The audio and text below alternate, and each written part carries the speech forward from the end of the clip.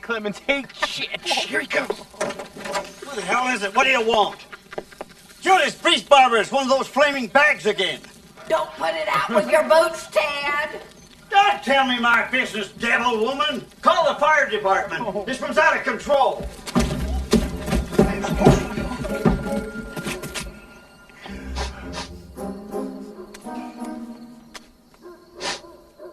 Poop again. He called the shit poop. This is the best night of my life. I'll get you damn kids for this. You're all gonna die. Well, I just thought I'd start off with a little comedy tonight. And the old man's right. That's the one thing he is right about. We're all going to die. Rest in peace, Norm Macdonald. In case you didn't know, that was from a great movie, Billy Madison. I don't know why I played that. I just always loved that. Love that. Don't tell me my business, devil woman. Don't put it out with your boots, Ted. Anyhow, it reminds me of the old man in the underwear reminds me of Biden. I'm trying to put together a clip with that where I actually substitute Biden's face and put him on the old man. I think it'd be pretty funny. I don't know. Maybe not. I think it'd be pretty good though. We're going to go a little bit out in the weeds tonight. I want to talk about planned obsolescence. If you're not familiar with the term, it's basically the policy that we implemented way back in the day. At least, manufacturing corporations, people producing consumer goods, decided to start building things that required replacement so they could sell more of them. And they started, they would limit the time that they would make replacement parts, which is why I love ereplacementparts.com. So I guess I'm giving them a free plug here tonight. But if any of you are like me, I love buying old tools. I have a lot of old tools. And sometimes I'll get them for very cheap because they'll have one part. They'll have a bearing that's out or something easily fixable. I've gotten, table saws that one of the ones I had before I got the Powermatic, which the Powermatic's fairly old, but it's a pretty big beast of a saw and it's well built. I got to say that about Powermatic. So they're a Powermatic, you're getting plugged too. But I love buying the old Delta tools. I have an old Delta jointer, and I think I've had to replace a bearing on it. I've replaced the knives on it. No, actually, I take that back because they had the old knives on it that are still able to be sharpened. A lot of the new stuff, like my new DeWalt planer, you have to buy new knives for it, and they can go really fast. I still try and sharpen them. I can get them sharpened 2 or 3 times, but I need to get. They make a helical cutter. It's going to for a planer, and they make them for jointers as well, but they're really expensive. I mean, I think the one for the planer, the 13-inch one for the planer, is like $500, something like that. The one for the jointer is like $300, but they have carbide tips on them, and they last a long time. And you can turn the carbide tips 4 times. You're never going to be able to sharpen that stuff. But they do last, and then you can just buy, each little blade, each little piece of the knife. It's got like a hex head on it, so you can replace them. Anyway, I digress. So planned obsolescence, they started using cheaper materials as well. I mean, if you go back and look at products that were made, from the 20s up through, into the 60s and 70s.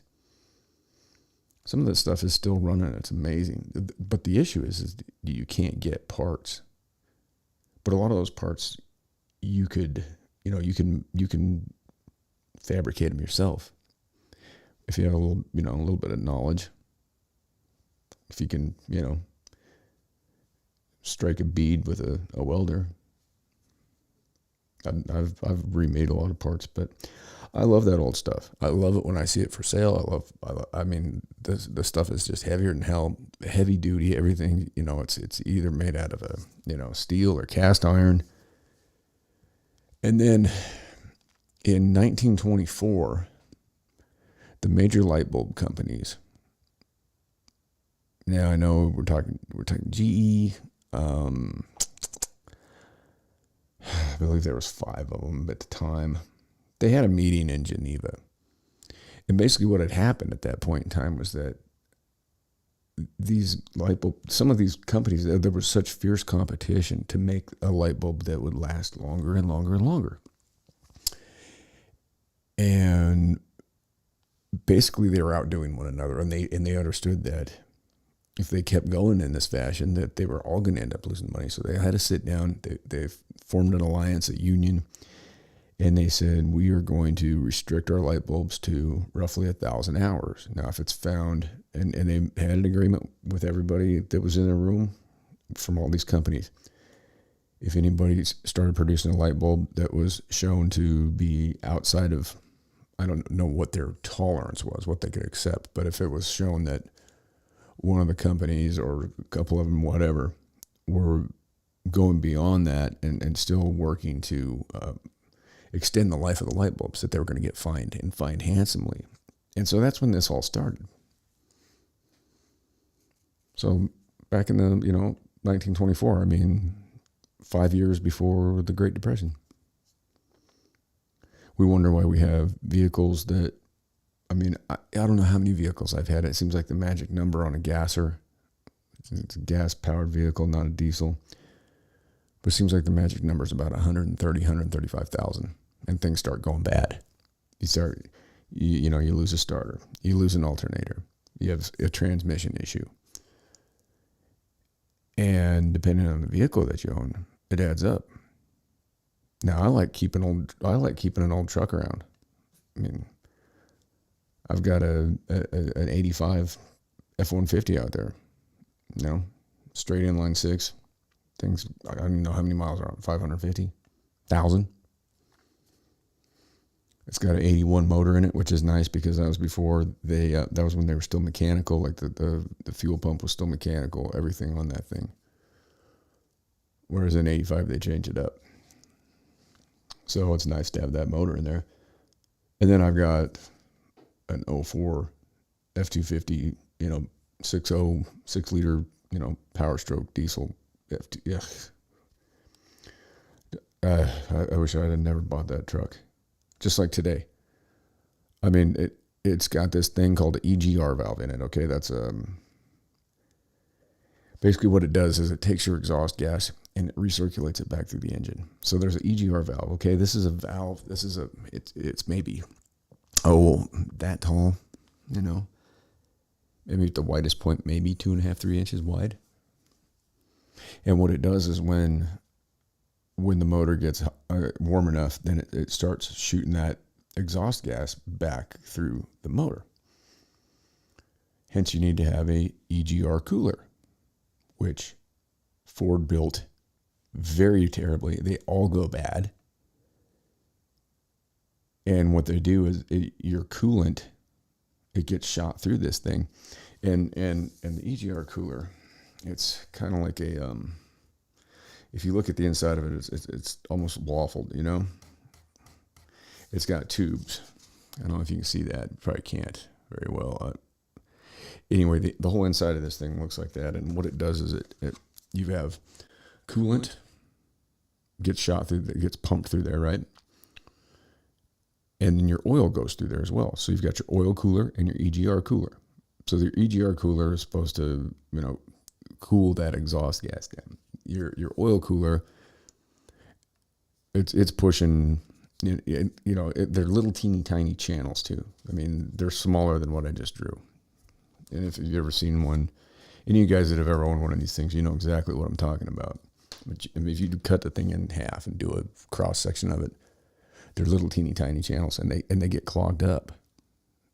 And what happens is your coolant starts to boil off. So it's one of the worst. It's a great motor. The 6 liter is a great motor, but the way that they did this stuff. So this EGR valve I got on there, right? Every time I have to replace that thing, which I don't know how many I've put on that truck since I've owned it. At least one a year. They're $250. About every other oil change, I have to pull that thing out. They made it so you can hardly even get it out. You got to climb up, or you got to let the thing cool down for at least, like during the summertime, I got to put the hood up, park it in the shade. And because the thing runs 15 quarts of oil through it, it takes, during the summer, it could be 5-6 hours before that thing cools down enough to where you can even work on it. And then you got to climb up in there and basically take a little tiny pry bar, which I always got made fun of for having one of those in my tool bag. Everybody's like, what do you can do with that little thing? It's like, well, that's the only thing that'll get this thing out. You got to kind of pry it up and then take channel locks. And it's got 2 O-rings on it, and then it's got a gasket. That's $10 right there for 2 stupid little O-rings and a freaking little wafery fucking gasket. So about every other oil change, I got to do that. Not to mention what it costs to change the oil. When you've got 15 quarts of oil in a thing, do the math. You got to use the right kind of oil. I was running Rotella T6 in there, very expensive, and the stuff smells like body odor when the truck is idling, so I don't like it. So I went back to conventional oil. But everything in that truck has to be Motorcraft, right? Which was done on purpose by Ford. Obviously, Ford owns Motorcraft, so your filters, everything in that truck has got to be Motorcraft. You have to run the Motorcraft Gold coolant. If you can't run any damn Prestone or any other kind of coolant, and the oil I run, I was running the Shell Rotella T6. Now I'm running the Motorcraft diesel oil at 1540, which is a little bit heavy for the wintertime out here, but I always keep it plugged in anyway, so it eats up a little more of that oil, but it's a little bit cheaper, and I don't know. I like conventional, I guess, rather than the synthetic. And contrary to popular belief, people, you can change it. Once you go synthetic, you don't have to just stay that way. You can go back. But everything in that thing has got to be a special part. Like, you have to have Ford OEM injectors. There's 8 of those in the thing. Those are about $230 a pop. Every little thing, it's got to be a specialized part. You can't put aftermarket crap on there that that you can get at AutoZone or O'Reilly's for cheap, because it's gonna break down on you. So every filter, every little thing on that thing is just expensive as hell, and they did it on purpose. I've got a set of BF Goodrich KO2s on that. I have put less than 20,000 miles on them. They're supposed to be a 50 to 60,000 mile tire. Those tires cost me $1,400 for 4 of them. They're done.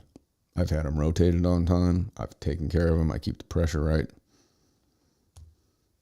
They're done. They're shot. I'm going to have to get new tires, before next winter. And I don't even have 20,000 miles on the things. And I've tried to go and, tried to talk to them about, some kind of warranty replacement. They're not having it.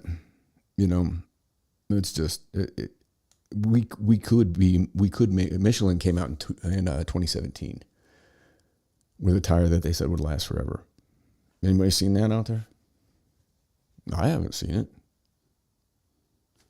The best set of tires I think I've gotten in the last 9 years was a set that I got from Walmart, and those were some Goodyear Wranglers. And they ran me, I think, for the whole set for that truck, it was like $750. So about half the price of what I've got now. They're supposed to be like, when I got these tires on this truck, I did the research. I got online. I'm like, okay, if I'm going to spend the money on this, I'm not going to get something. I'm going to get the best tires out there. I want the best response in the snow and ice. And also, a decent amount of mileage on the things, a good warranty,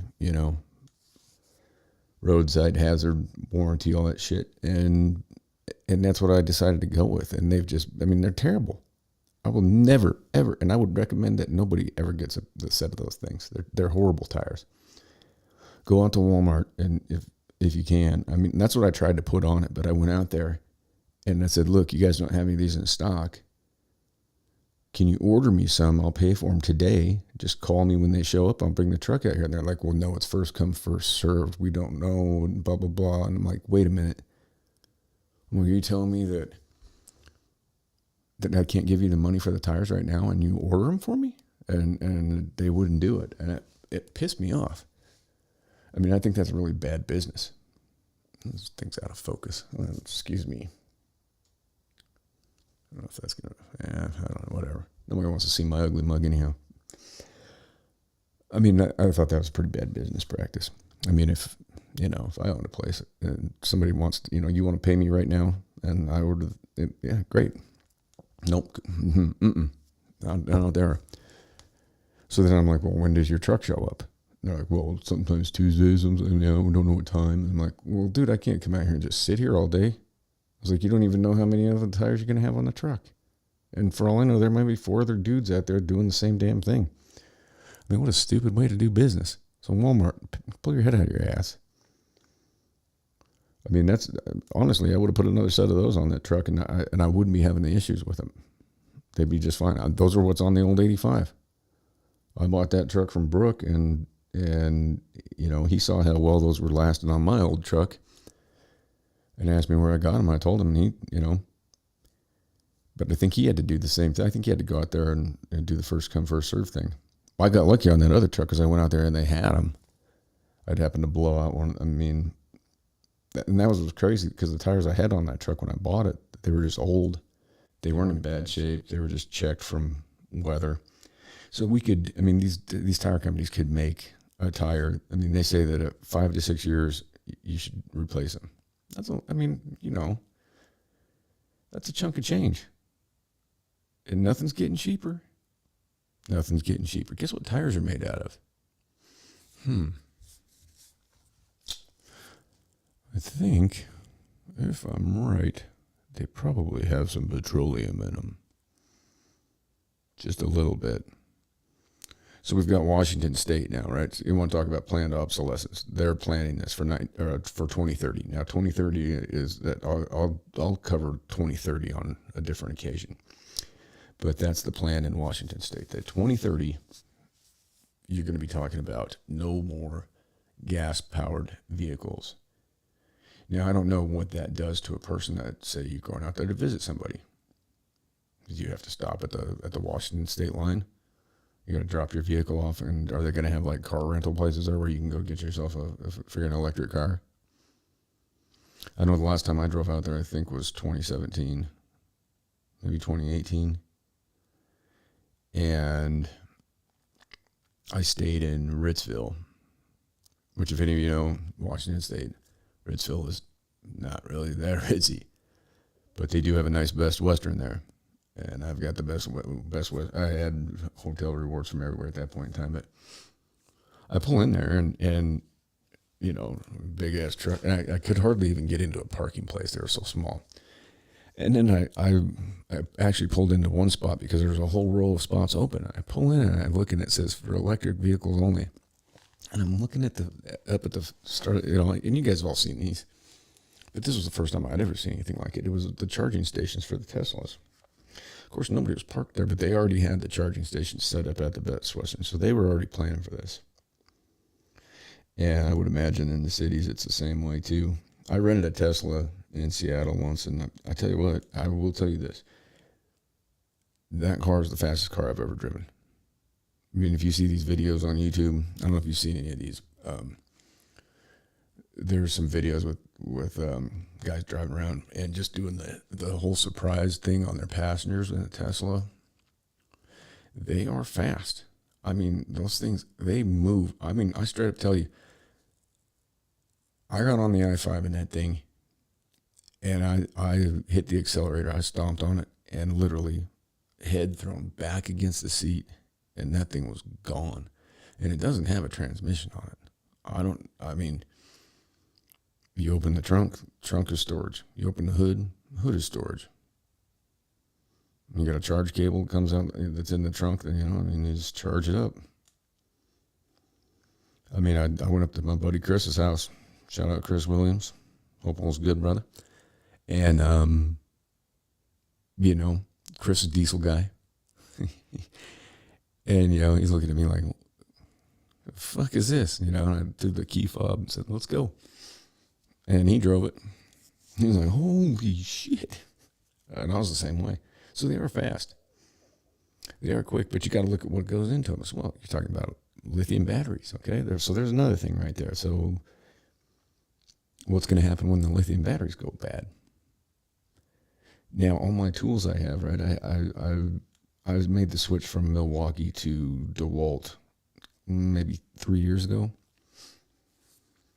Just because I was going with Milwaukee, but I didn't like where their tools were going, so I decided to switch to DeWalt. So those are all lithium-ion batteries. I don't have one in here anywhere, I guess, but when those get down to a certain voltage, then the charger won't accept them anymore, and so people throw those away. Well, that's just another thing that DeWalt has done. They could make those chargers to where they would bring them back from nothing. But they don't. When they get down to a certain place, they won't charge them anymore. And its own purpose is by design. It's just like your car batteries. Now, I tell everybody, and I'm going to tell all you, do not ever buy another car battery. Don't do it. I can bring the battery back. I've taken them back. I've taken batteries that were made in the early 2000s. My buddy, he came over with one the other night, and he's got a voltage drain somewhere in that RV. But I had it was holding steady at like 12.68 volts. And I think when I threw it on my charger the first night, it was at like 3 or 4. He had taken it to AutoZone. They told him this thing's shot, it's toast. You gotta get a new battery. Well, why would they tell you that? Because, and it's one of those maintenance-free ones, right? So they got a sticker on them, right? So you're not supposed, like some of them, they have a cap. You take your screwdriver and pop it off, and you can access the cells to top them off. And you always want to use distilled water, people. Just a little hint. His was having a little bit of trouble. There's 6 cells typically in a battery, and they get sulfated on the edges of the cells. And so I think his was on 2, and 2 and 6 was having a little trouble. Well, you just have to have a big enough charger. And then I just, okay, I blasted it 5 times through the cycle. Great camera. I hate that thing. I just took a little pinch of Epsom salt. Just sprinkled it in cell 2 and cell 6. Thing starts bubbling. Easy peasy, back to life. Old ass battery. He was told it was dead. We went over there, put it in the RV.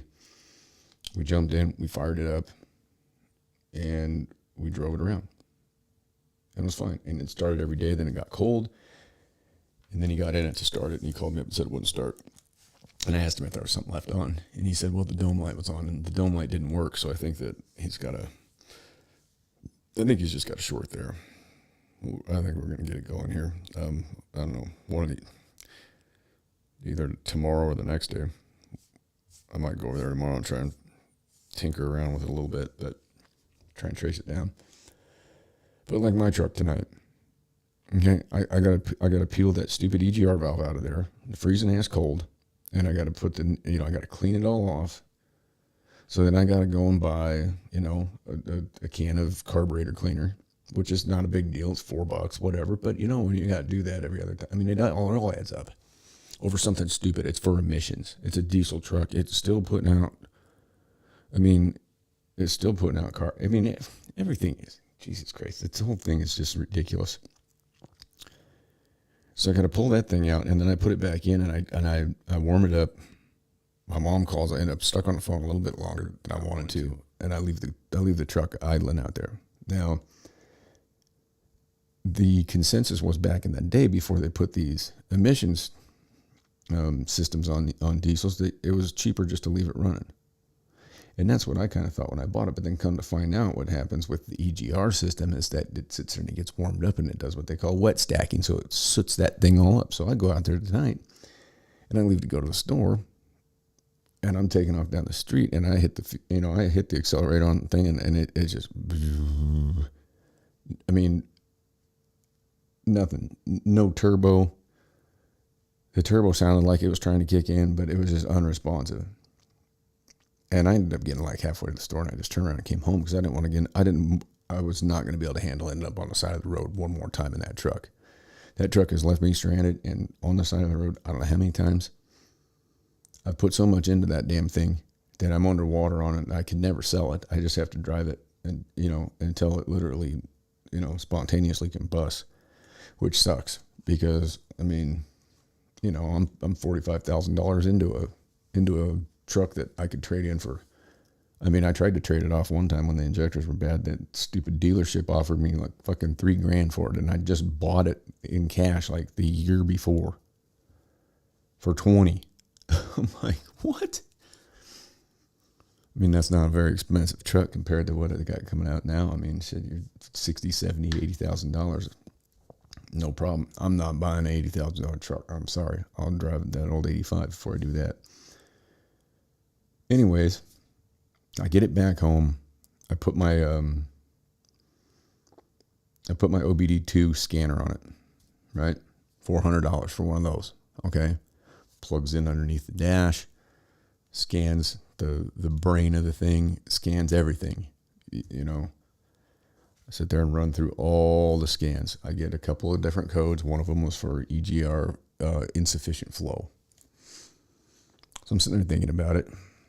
I'm like, you know what? Wyoming doesn't have any emissions laws. I'm going to go out there. I'm just going to fucking unplug it and see what it does.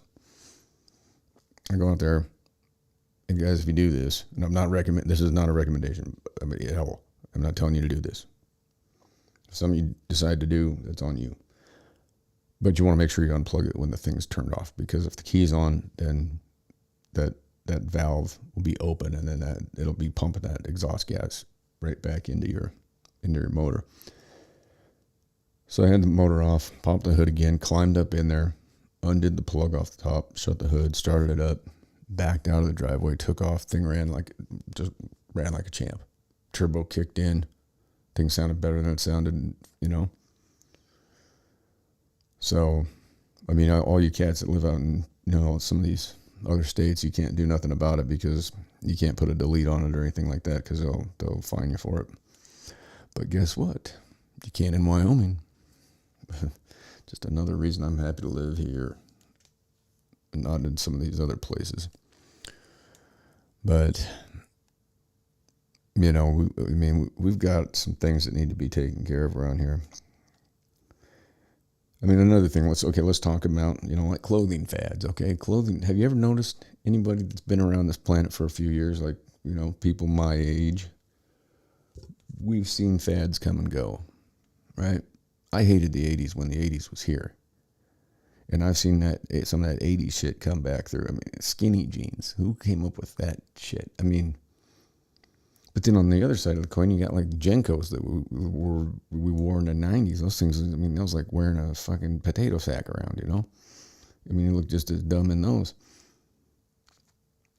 And the peg pants, British Knights shoes.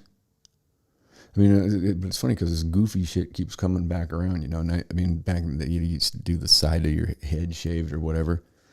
That thing's a thing now. I'm sorry, I just kicked the camera tripod. I mean, I'm stuck in my ways. I don't know what changed my club. I'm T-shirts, Levi's, and boots, and a Dodger hat. That's me.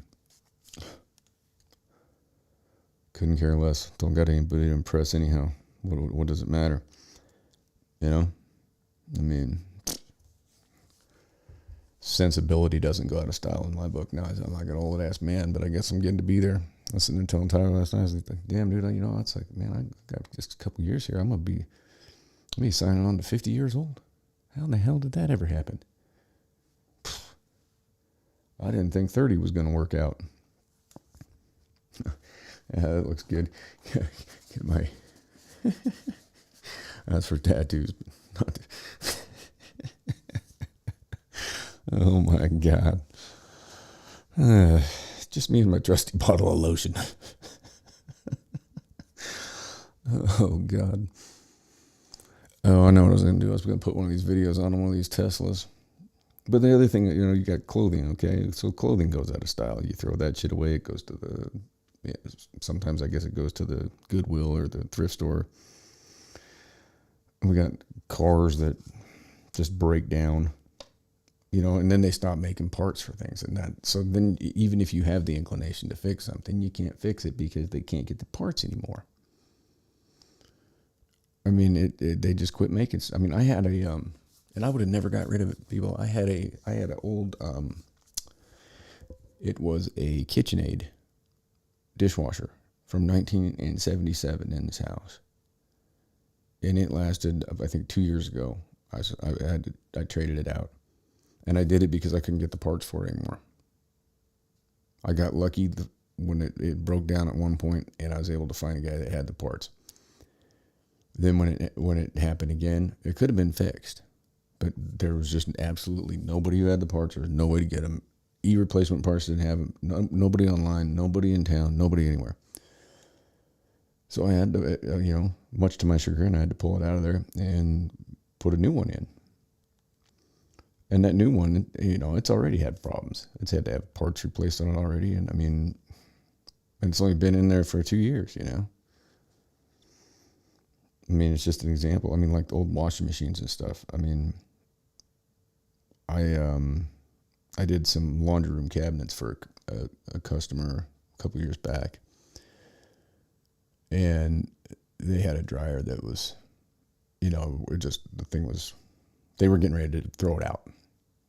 And I was like, hold on, don't do that. I'm like, just let me see. And I found the parts, and I peeled the thing apart, and I put it back together, and it worked fine. Saved them a bunch of money, and it didn't go out to, it didn't end up at the scrapyard or out at the dump. I mean, that's the thing, is like all this stuff, these iPhones, I mean, those things are slated to, I mean, people are buying a new iPhone like every 2 or 3 years. The last time I had to get a replacement, I still have a 7. Everybody looks at it and goes, I don't give a shit. This thing's got 256 gigs of memory on it, right? That's when I got it. Because I can put my music on there, and if I'm out here in Wyoming working someplace and there's not any service or whatever, which, believe it or not, there is places on earth like that, I can still have it running music through my stereo, And so I'd been paying insurance on the thing. And I'd also been paying off the phones for, I don't know how long. It'd been like 2 years. I put them on a monthly payment because I had to get one for me and my ex-wife. And they, they were $900 a piece. And they were the top shelf phone at the time. I had an iPhone 4 for fuck's sake when I went in there. I think she had 5. So we got we were all fancy and so this thing goes south. It gets to the point where I can't answer a call. I can't make a call. It's just turning off and on, I mean, the battery life on it was bad. So I go in there, and you know what they do? They offer me $120 for the phone. I just paid the thing off. So I was in the clear on it. I just paid off the $900 on that one and the other one. And the iPad for the kid. So I don't even know what they charge on you for interest on all that. I was paying so much money with AT&T. For 2 phones and the iPad, I think my phone bill was like $241 a month. So anyhow, before I decided to switch carriers, I go in there and I say, I want a replacement for this. I've been paying the insurance on it for all these years. Now I get it paid off. I said, I'm still paying the insurance. So that was the offer they made me, $120, and then I could get whatever it was at the time, an 11. And they would only charge me $1,100 for it or some shit. I said, absolutely not. I said, I want the same phone. I said, those ones have got like, I don't know what they had, way less memory. I'm like, that thing's got 256 gigs on it. I want that phone. That's why I bought it. So it still cost me like $120. It cost me like $120, but I got this one, and now it's starting to, I mean, it's going to be not too long before I can't update it because it probably won't take the updates. And I don't know what I'm going to do. I think what I'm going to do when that thing craps out is I'm going to buy one of them from that Brax guy. I don't know if you guys have seen him, but he makes it's like a Google proof phone. And they're really pretty reasonable. I mean, but they can't spy on you with it, which is pretty cool. But you can't put those apps on there either. But the guy's also started up his own social media thing. So I've never got on it. I mean, I've got the app, but I don't even know. I mean, we get so set in our ways with all the social media stuff. But I mean, all that's just, and then you got the whole thing with Elon Musk. And quite frankly, I think it's been watching these people, these little softies at Twitter just lose their minds. Oh my God, is that hilarious. I mean, they had this one big old doughboy on there, big old beard and shit, and he's whining about, they're whining about how free speech is going to be just the worst thing on the planet. And it's like, when did we decide that free speech was such a bad thing? I mean, I get concerned about saying something like that. I mean, I was just watching Lee Camp. Lee Camp was on with Nick Brana. Now, I'm going to talk to you a little bit about them too, and about Nick Brana and what he represents, and it's called the People's Party. And this is a third party that they've started. There's a lot of people that are involved in it. I actually joined it today. And I don't know why I hadn't sooner. I guess just because I can't vote. I just think that why even bother? But then I found out something interesting as well, and that's the fact that I can run for public office. What do you think about that? Hey, never say never. So I can't vote, but I can run for office. Because I did my time, did my probation, haven't been in any kind of trouble ever since, I mean, it's like, I don't know. I mean, it's tempting. I mean, who knows what would come of it? I don't know. You only live once, right? Well, we only die once, and die on our best death. Anyway, but the People's Party, it's an alternative from the two-party system. They stand for, healthcare, getting that fixed. With the amount of money we spend on taxes, we should have healthcare. I'm sorry, you can say that it's not a right. I don't buy it. I used to think the same way. I don't think that way anymore. I don't like the fact that my tax dollars go overseas to bomb brown people. I don't like the fact that my tax dollars go to kill our youth in pointless oil wars and shit like that. I don't like that.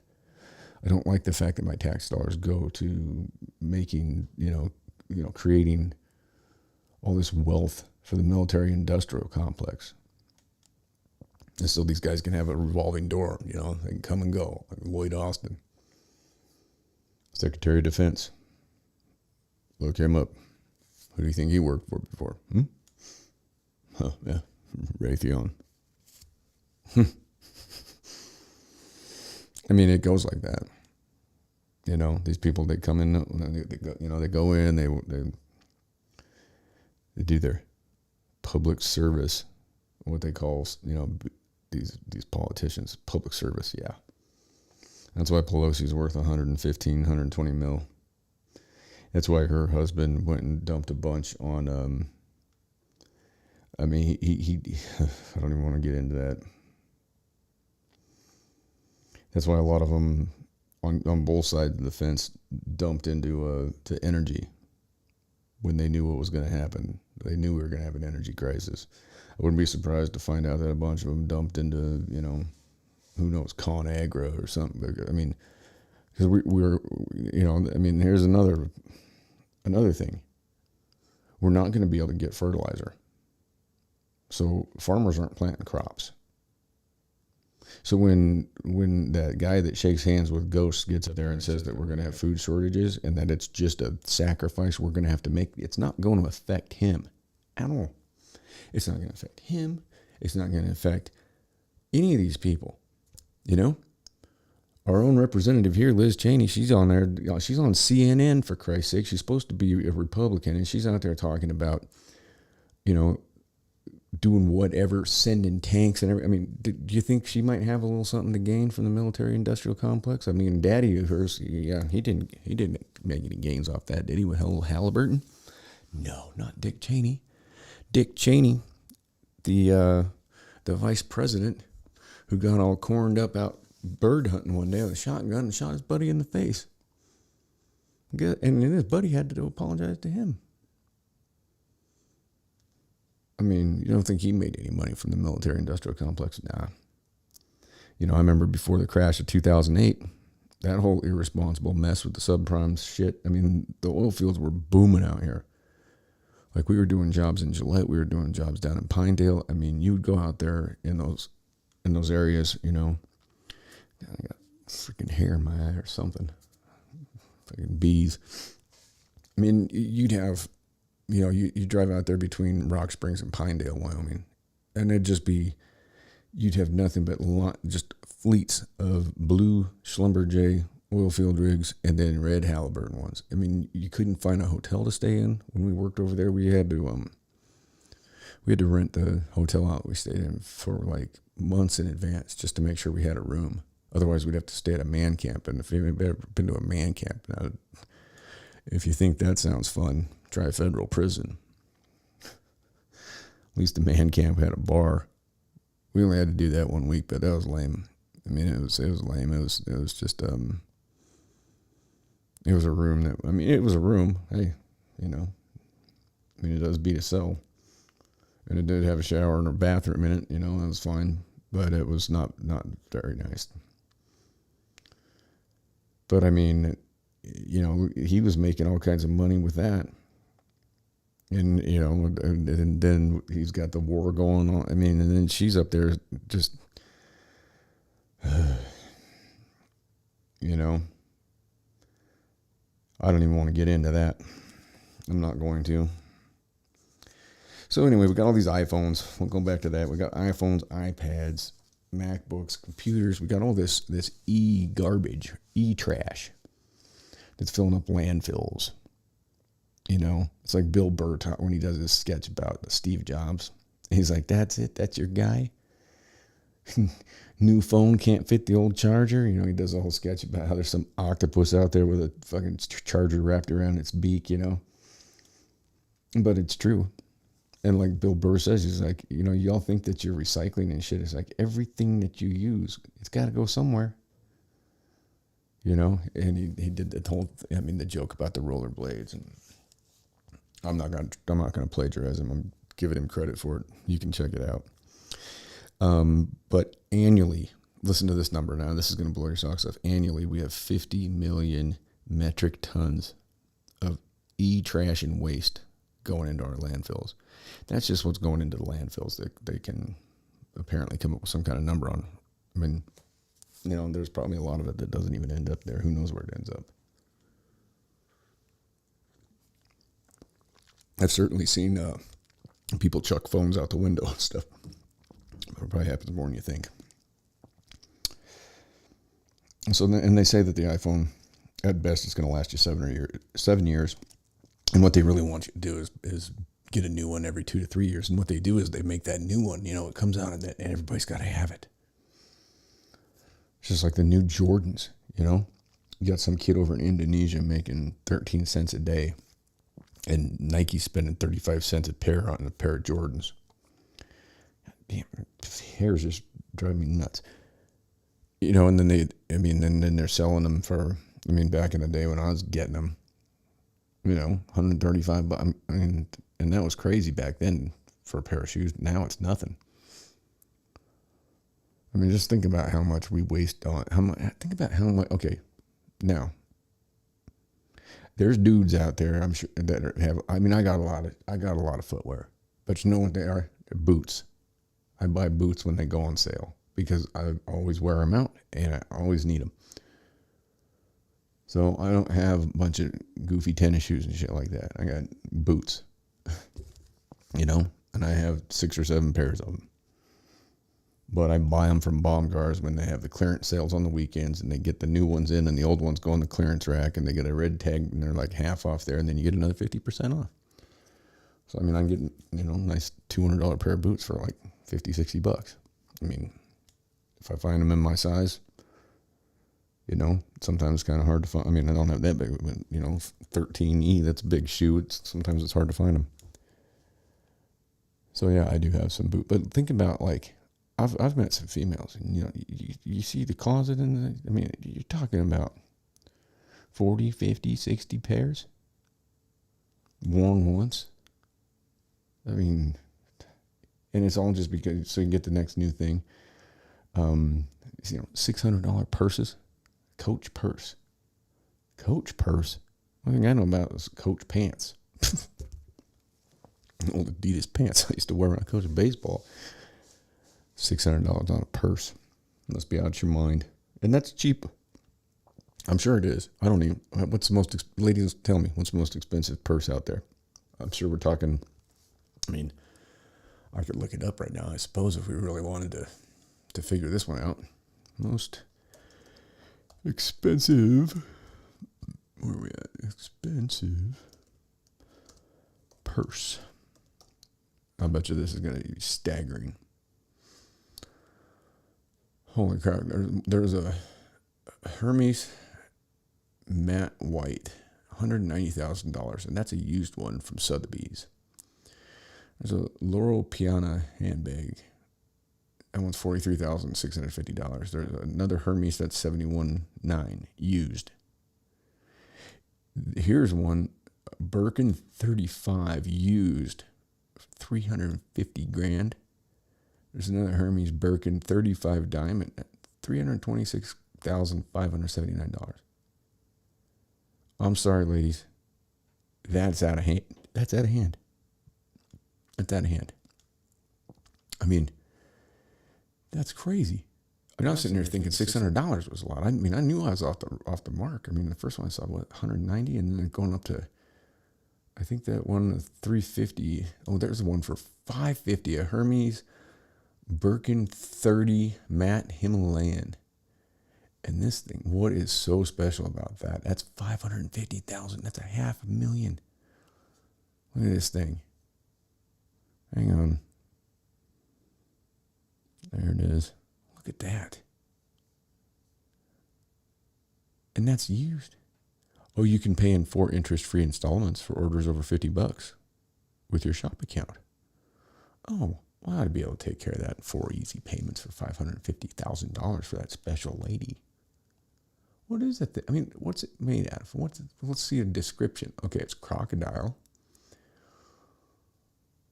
Birkin 30 matte Himalayan Niloticus crocodile with diamonds and white gold hardware.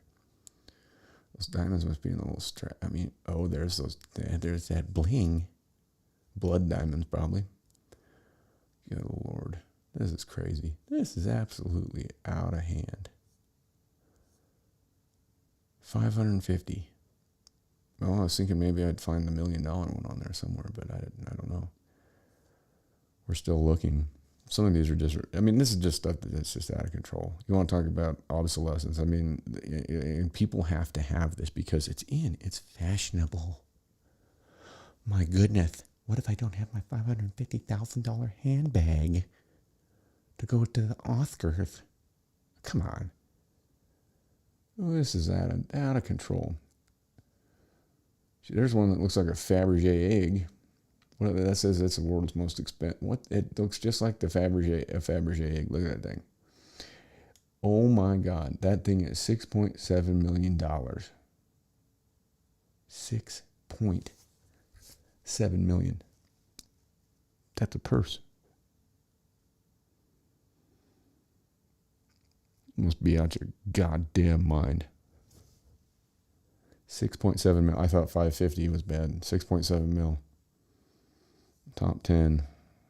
I don't even. I'm done with that. I don't want to see it anymore. That's enough. Anyway, I think that we need to do something about this stuff though, because I mean, this is how things quit being made in America, because we used to take pride in what we did. We used to spend the time to handcraft tools and sewing machines, which is a tool, and I mean, vehicles, cars, and then we had to start competing with overseas with Japanese auto manufacturers, and now it's just ship it off to China and let your kids chew on the toys that are full of lead and everything else, and you get people over there working and building these iPads and iPhones and shit, and they put nets around some of those buildings because people are just bailing out the windows because they are so miserable. And they're living in coffee cans. I don't know if you've seen some of the residences over there, but I mean, most of the people can't even afford, housing. So, I mean, some of these places where these people live, they don't even have a bathroom in them. So they have a shared restroom in the hallway, and they're living in literally, it's like a pop can. I mean, there's a mattress, and there's no there's no room to do anything. There's not like a kitchen or anything like that. I mean, it's terrible. I mean, I feel horrible for the people over there, That's one of those things too, I mean, it's like, it's not these people. Everybody wants to talk about how they're our arch nemesis and that. And it's like, well, you know what? It's not the Chinese people's fault. I mean, maybe it is that they allowed their country to go communist and everything. But, I mean, when you've got a government like that, I mean, I don't know. I mean, they're executing people like crazy. I mean, I'm just trying to find this thing. I just want to show you guys this. I mean, people can't afford. And then they got cities over there. They got cities that are empty. Huge cities. They got 50 million empty homes in China is what that's 3 years ago. I mean, it's there's an underground city of 1 million beneath Beijing. I mean, you guys should look into this. I just tell you, just look into it. It's pretty crazy. These are the people that are making our stuff, all of our crap, all our shit that we have to have. I don't know if anybody has seen what they're doing to these people too. They're locking them down. They've locked people in the factories. These people are stuck in their homes. They've got no food. They've got nothing to drink.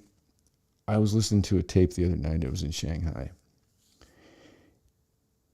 And the military's walking the streets, and they've all got their white suits on with their masks and everything else, just to keep everybody. They've locked people in their homes.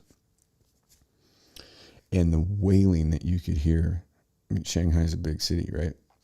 And here I'm going to bring one of my first world problems up, right? It was like a month ago now, I ordered a guitar pedal that I'd wanted.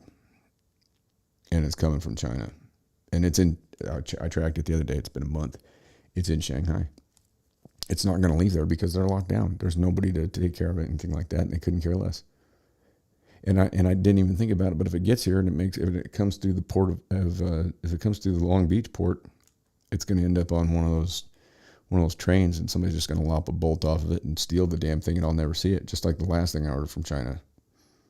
I was stupid. I got after Kobe Bryant, rest in peace, Kobe. After he died in that helicopter crash, I got on eBay and I was just scrolling. I saw a really cool Kobe jersey, and I thought, well, that'd be cool to have that. And I didn't look to see where it was coming from, and I ordered it. And then they charged me for it, and I've gone back and forth with them. And it was an expensive jersey. It was like $70 or $80, something like that. I mean, I never got refunded for it.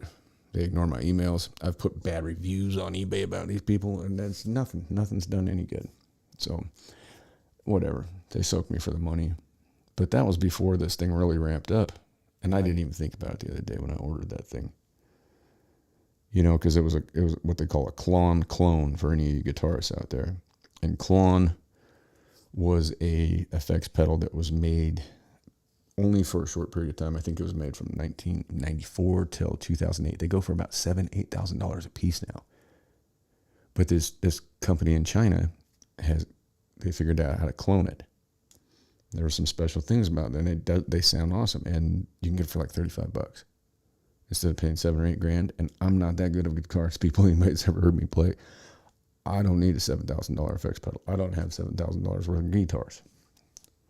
I mean, I like my guitars, but there's not one of them that's worth that much. I mean, that's a lot of money.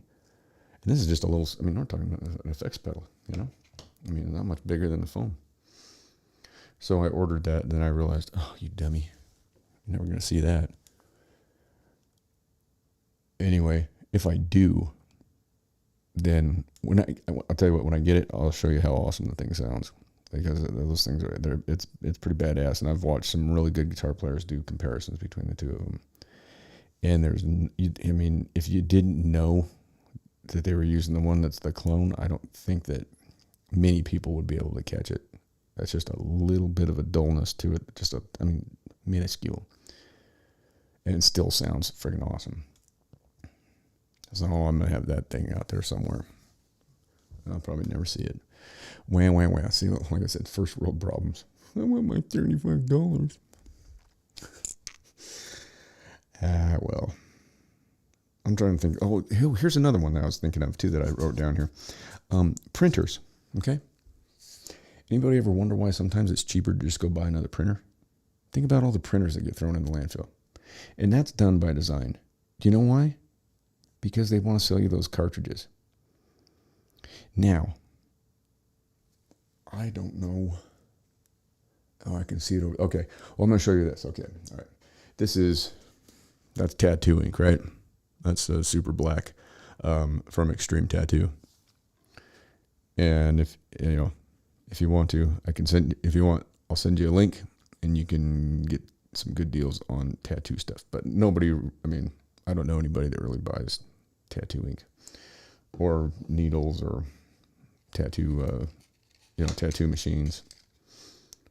They're pretty cool these days. So, here's your needles. Anyway. And they're disposable in a blister pack, sterilized. You're done. Throw them in the trash. That's beside the point. Anyway, you can get in a bottle about this size, right?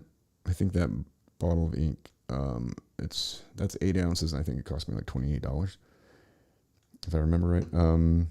But you can get a bottle about the same size of Canon ink, and it's like $17. You can get whole kits on Amazon for like $7. So with your cartridges, I don't have one. I got one up on the bar over there, but that I filled up. But all you got to do is you just take your knife and you just there's a couple spots where you cut the top. Maybe I'll do a video on that one of these nights. It's just got a sponge inside of it. And half the time when you buy them, they don't have the right amount of ink. And then that chip on the back they make them so they say that you're low on ink before you are. I had some of them that I just saved because I knew they weren't out of ink, because I can feel them, the weight of them. There was no way they were out of ink, but the printer wouldn't push them through, because those chips are made to do that. And then the other thing they do too, even if you just print on black and white, they're still spitting that color through. That's why you still run out of color. I always wonder, I'm like, I never print anything in color. I'm just printing stuff that's, written word and documents and stuff like that. I always put black and white, and I'm always like, why am I out of color? Well, it's because they spit that color through with the black, so you run out of it. So that thing, those cartridges, even when you get like I buy the Canon like XL ones, like $25 a piece. I think it costs them like 35 cents.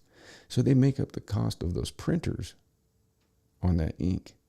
But see, this is what I'm talking about. If you just go buy yourself, the bottle of ink, and if you got a stupid knife, all you got to do, literally it takes 2 seconds to pop the top off that thing. Or you can peel the sticker off, and you can drill a hole, and you can shoot it in with a syringe. Which, why? All you got to do is pop the can, and then you just put a little tape on it. And then you can, if it's gotten to the point where those chips are reading that it's empty, you can just tape those off too. A little food for thought. So there's another example of planned obsolescence. think about it. Think how many times I've done it. I've done it a number of times where I've run out of ink. The printer's been acting goofy. They make them to break down too. They make them to just act all crazy, and they do those fucked up line tests where you can't get the line test to even work. It's all on purpose. I've taken them and thrown them in the trash, given them away, because it's easier for me just to, you know, at that point I know that it's not going to work with the new ink cartridge anyway, so you go out there and you buy it. Well, you buy the thing, you know, $50, whatever. And then they don't fill the cartridges up all the way. I mean, there's people that have worked for these companies. There's videos out there with people that have worked for these companies that are saying this. I'm not just sitting here, like, once again, I'm not just like, this isn't stuff that's just, you know, out there conspiracy theory. I've read up on this stuff and seen enough people that have worked for those different companies that they all say that, you know, the same thing. The one guy, he said he was working there at one of the big, I'm not going to say, I can't remember which one it was anyways, but he was working as a customer service rep on the phone, you know. And he'd received a call from it was a girl that was going to college the next year or whatever. And she was wanting to figure out what was wrong with the printer she had, and she wanted to order ink. And he was like, look, he said he'd been doing this job for a while. He said he looked at the cost of the ink, and then he looked at and he was like, why don't you just buy a new printer? He's like, this one's color and your other one's not, and you know, blah blah blah. And it was going to cost her less. She was happy, and he went to his supervisor, and he just finally clicked with him that, you know, the price of those ink cartridges. And he was like, why in the world? He's like, somebody made a big mistake. And the supervisor's like, don't say anything. He's like, And you know, he said he almost got in trouble because he sold the girl a printer instead of the ink. And the guy, the supervisor basically told him that's the deal. It's like, we kind of got locked in on selling these printers for cheap, and so that's what we do, and we make our money off the ink, and that's... So there you have something that's designed to fail, you know? I mean, the list could go on and on and on. I just jotted down a few of the things that I just thought of off the top of my head. But I mean, you know, if you are concerned about the environment, which we all should be, I mean, we certainly should be. You know, I mean, it's. I'm not going to go all nutso about certain things, but it seems kind of silly when we're paying all this money, we spend all this money on these things, these products, and when they break down, they're done.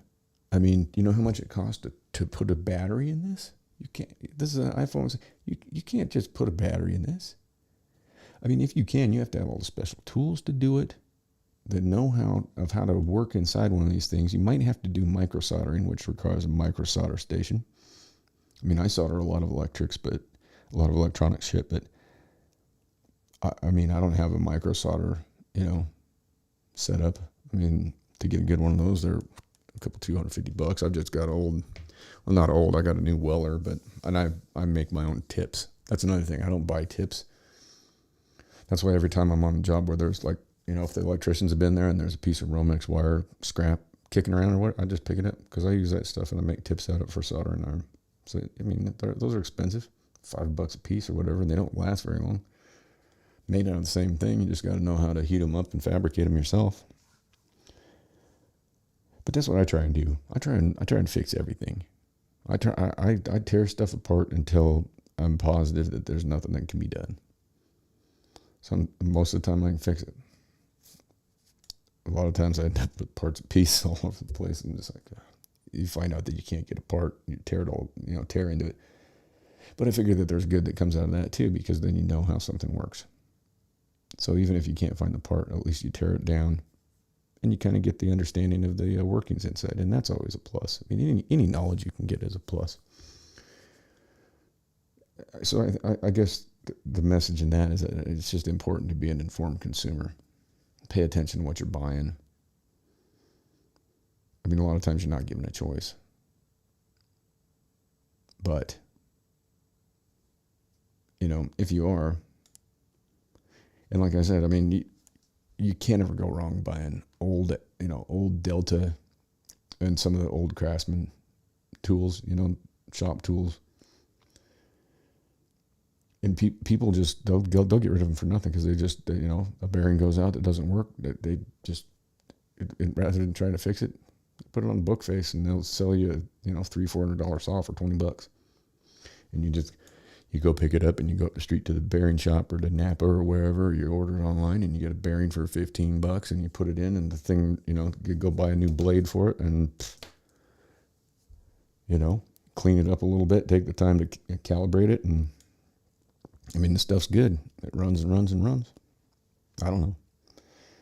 I'd much rather spend the money on that. I mean, I've got a brand new DeWalt table saw as well that's in my trailer, but I got it because it's, you know, it's on a stand and it's compact and it can sit off to the side, so I still have room in there. And it's nice to have a table saw I can just wheel out the back and use, or set up inside the trailer if it's nasty out. But it's and that's a good saw. I mean, I do like DeWalt stuff. I just don't like what they do with the batteries. But I'll tell you this, and I'm not recommending this, people, but there is a way, and you can look it up and you can find out, but there is a way. If you got a battery for a 20 volt, anything that's a lithium battery, and you put it in the charger and the charger won't take it, here's what you do. You got to make yourself a set of jumpers, okay? That's all I'm going to say. You can check it out online. There's plenty of videos about it. I'm not telling you what to do. I'm just telling you that there's a possibility, and I've done it. And I've managed to. I don't throw any of those lithium batteries away ever. I don't throw car batteries away either. I got so many car batteries from people who just, you know, things shot, you know, just give it to you, and I'm like, are you sure? I mean, I got 3 or 4 of them sitting out there in the garage right now that are charged up that were deemed, you know, done. I mean, they just want to sell you another one. So no one's going to tell you how to actually recharge the thing. You know, and then they do that maintenance free where they just put the sticker on it. So they think that everybody's so stupid that you can't figure out if you peel the sticker off that you can just take a screwdriver and get into the cells. Oh, well. Don't be mindless consumers. I mean, you know, I'm not a genius. But I'm just saying you can figure a lot of stuff out. You can reuse a lot of things, and it helps your pocketbook, helps your knowledge, and it keeps the shit out of the landfill. Keeps it off some dolphin out there in the ocean, you know. Anyway, so that was a good one, I guess. We didn't talk anything really about the potato or any of the rest of that tonight. But these are just things to think about. You know, do your homework. That's what I just encourage everybody to do their homework. Or don't. It's up to you. You know, choice is yours. You can red pill it or you can blue pill it, whatever you want to do. I'm not telling you one way or another, man. It's all, everybody's got their own choices to make, their own paths to travel, so. Anyhow, on that note, I'm going to take us out with, I kind of wanted to do that clip again, but I'm not going to do that. I don't know. We're just going to call it a night, all right? And as I always say here, the Mike File is 52 miles east of Jellystone Park. Be good or be good at it. In all things, be kind. And do no harm. Hopefully talk to you all tomorrow. Yeah, I guess it's getting late. I need to get some sleep because I got to be up for the 6 a.m. show in the morning. So I'm cutting this shit off. This is done. So anyway, all right. Peace out.